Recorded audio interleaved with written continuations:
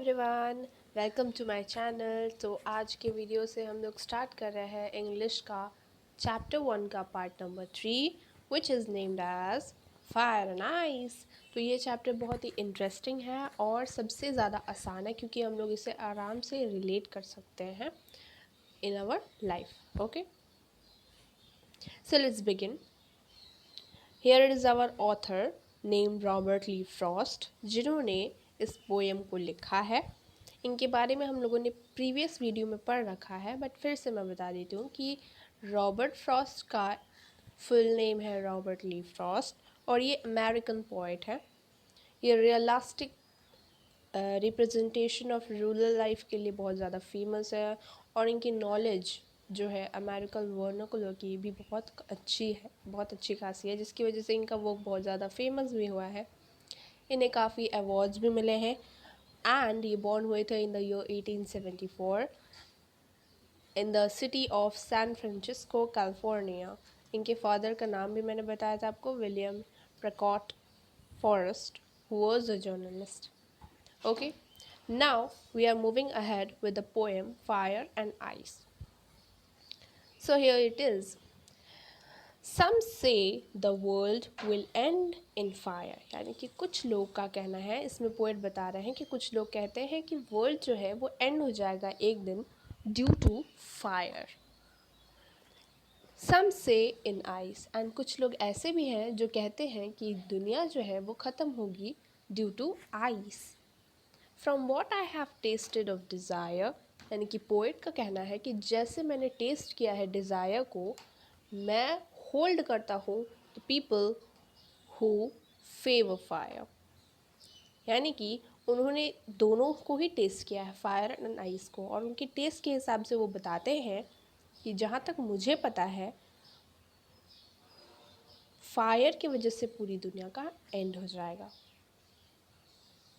But if it had to perish twice, लेकिन अगर इस दुनिया को दोबारा ख़त्म होना होगा तो it will and I think I know enough of hate. यानी कि वो जानते हैं कि बहुत ज़्यादा हेट हमारे धरती पे, हमारे वर्ल्ड में, हमारे लाइफ में होती है, to say that for destruction ice is also great and would suffice. यानी कि पॉइंट यहाँ पे ये कहना चाहते हैं कि डिस्ट्रक्शन के लिए आइस सबसे पहले मेरे नज़रिए में है, लेकिन आइस नहीं, फायर सबसे पहले है मेरी नज़र में, क्योंकि मैंने उसे टेस्ट किया है।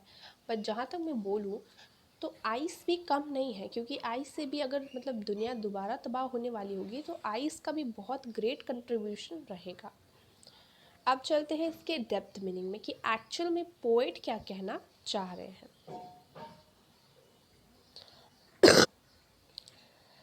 तो इस पोएम के थ्रू रॉबर्ट फ्रॉस्ट जो है बहुत ही डिटेल और बहुत ही बारीकी बात बता रहे हैं। अगर आप लोग को समझ आया तो, नहीं आया तो मैं समझा देती हूँ। तो इस पोएम में रॉबर्ट फ्रॉस्ट ये कहना चाहते हैं कि फ़ायर जो है वो एक्चुअल में आग नहीं, बल्कि फ़ायर जो है वो हमारी डिज़ायर्स है, हमारे विशेज़ है कि हमें लाइफ में मतलब बिना कुछ किए या फिर ऐसे हम लोग को बहुत कुछ अचीव करना होता है, राइट। तो उसे हम लोग डिज़ायर कहते हैं कि हमें ये चाहिए, वो भी चाहिए, यहाँ भी चाहिए, वो भी चाहिए। हमारा जो डिज़ायर्स है वो कभी ख़त्म ही नहीं होते। So that is what fire is represented here, and ice is represented through hatred. Ice जो है वो नफ़रत है। हमारे वर्ल्ड में नफ़रत भी बहुत ज़्यादा है, क्योंकि एक पर्सन दूसरे पर्सन से बहुत ज़्यादा नफ़रत करता है। नॉट ओनली दिस, बट हमारे वर्ल्ड में किसी न किसी को लेके, किसी न किसी रीजंस की वजह से हेट्रेड भी बहुत ज़्यादा बढ़ा हुआ है।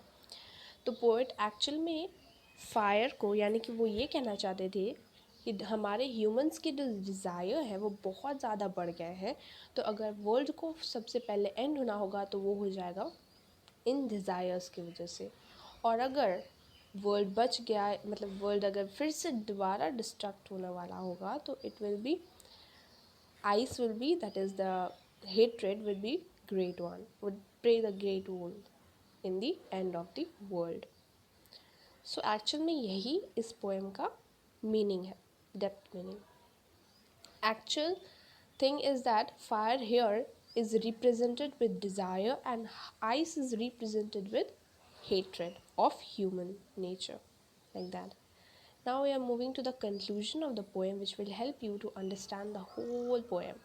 So, for the poet, fire means burning desire for the material things, and ice means coldness that emerges in human.